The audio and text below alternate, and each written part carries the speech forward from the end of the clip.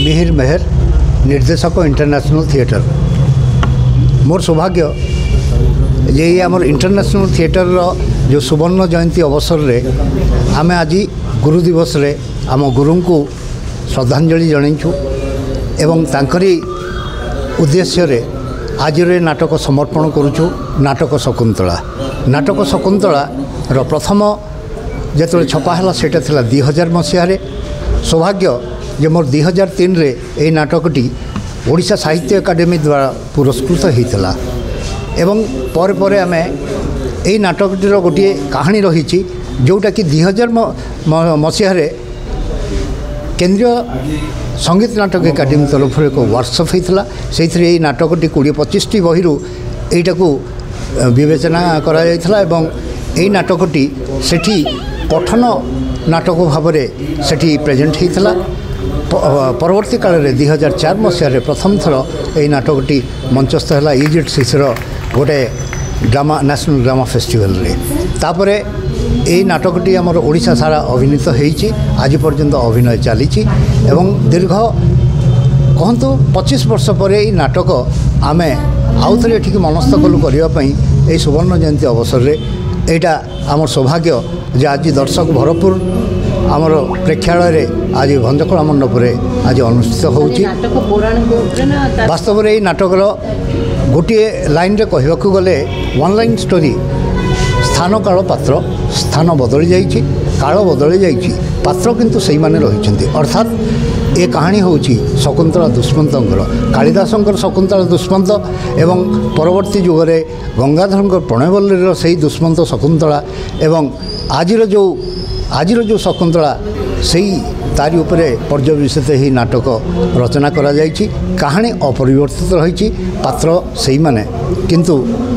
आमर समय स्वर रे सही कहानी एमती गढ़ी चली किंतु यार सुंदर भावे गोटे तार क्लाइमैक्स रे घटी जे दुष्मंत दिने जन्म देइथिले शकुंतलांकर औरसरू जात होइथिले भरत तांको नारे आमर भारतवर्ष एवं मोर कहानी कहवा अनुसार से भरत परवर्ती काल में पुणी दुष्मंत तांको जीवन में पुणी शकुंतला देखा देइछन्ति एमती एटा जुग धरी जुग पर जुग गड़ी आछि एवं आमे मोर वक्तव्य थिला जे ना ए कहानी रो आवश्यकता नहीं परिवर्तन आवश्यकता समय आसी एठी शकुंतला जन्म दे नहीं भरत को बरं जन्म देछि भारती को। भारती माने स्मृति जिते जन्म होती जदि भरत जन्म होता पुणी दुष्मंत होता से पुणी कहानी गढ़ी था किंतु जेहेतु आज स्मृति जन्म नहीं स्मृति हम शकुंतला हूँ जड़े नारी से आज निश्चित भाव से मान को शिक्षा दब जो मैंने ताकू अतीत में प्रताड़ित करते अतीत से जो संघर्षमय जीवन करथिला आज से सेटा चाही नहीं तेणु आज से नारी से महान से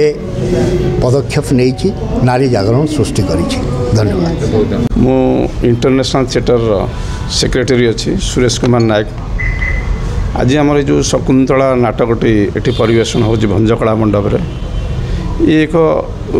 हृदयस्पर्शी नाटक कहले अत्युक्ति हेबा नहीं। पुराण वर्णित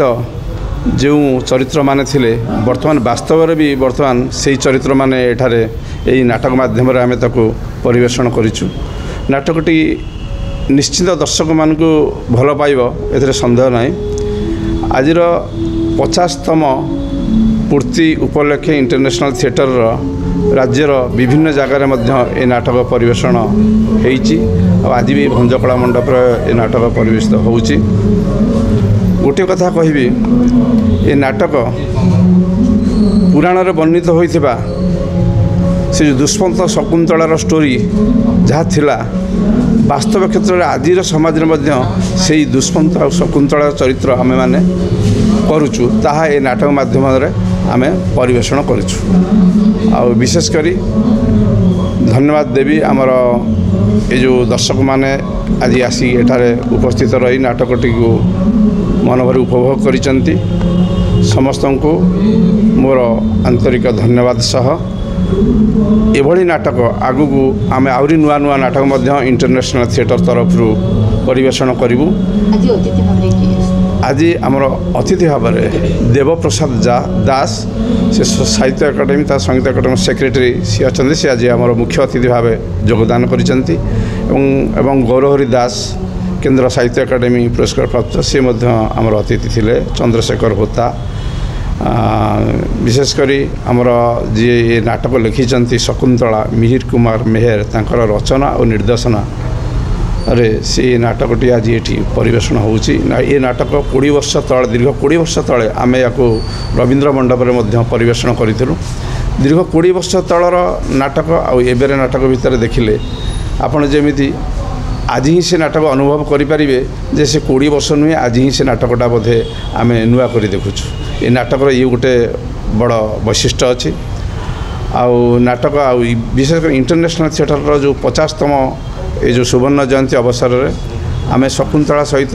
विभिन्न नाटक रवींद्र मंडप रे आम परिवेषण करिछु यार उद्यापनी उत्सव अक्टोबर रे हब तेणु समस्त को नाट्यप्रेमी मानक नाट्यकार तथा एठारे नाटक को भल पाउथवा व्यक्ति मानक समस्त को अशेष अशेष धन्यवाद। साहित्य को आम कौन समय भितर आबद्ध कर ना आम आज भी फकीरमोहन को पढ़ुचु आज आम भी गंगाधर मेहर को पढ़ुचु आम उपेन्द्र भंज को पढ़ुचु तेणु ताठू पुराणा अति बड़ी जगन्नाथ दास को पढ़ुचु शारदा दास को पढ़ुचु तेणु साहित्य को कौन समय भितर आबद्ध करहबनी 20 वर्ष हो 25 वर्ष हो आ नाटक तो अभिनीत हुए तेणु आम जीवन में जमी चरित्र मैंने था आम आखपाखे आसुता से नाटक चरित्र मानक उपस्थापित कराए एवं यही नाटकटी मिहिर कुमार मेहर शकुंतला सेटा ओडिशा साहित्य अकादेमी पुरस्कार पाइला अतीत तेणु एभली नाटक को बारंबार देखा दरकार और जो चमत्कार भाव में शिल्पी मैंने परिवेषण कर जो भाव निर्देशना दि जाइए निश्चय दर्शक मानक मुग्ध करिबो। एवं आउ गोटे बड़ कथा हूँ जो संस्था परिवेषण करुँच इंटरनेशनल थिएटर बा आईटी ग्रुप से माने 50 वर्ष ए वर्ष पदार्पण कर 50 वर्ष धरी गोटे अनुष्ठान को चलई रखा और नियमित भाव में नाटक प्रदर्शन करवा या किसी छोट कथा नुहे जो मिहिर कुमार मेहर एवं तांकर समस्त सहयोगी मानक अभिनंदन ज्ञापन करुँची बहुत बहुत शुभेच्छा जनाऊँ।